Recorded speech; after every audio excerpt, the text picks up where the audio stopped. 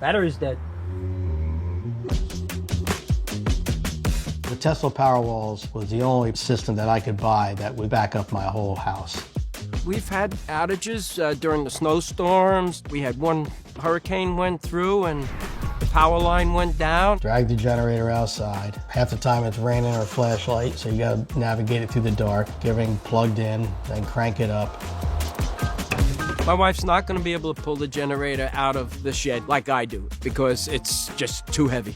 The generator operates on a certain amount of gallons of gas per hour. It was just a lot of money to maintain. I like to go out Sunday morning on the deck here and listen to the water.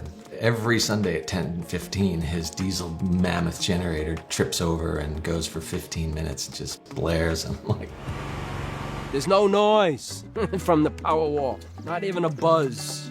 So right now, as we're speaking, we lost power. And if you notice, there was no glitch. The clock doesn't even reset on the appliances. You don't even know that it's happened until you get the notification that you're running off the Powerwall.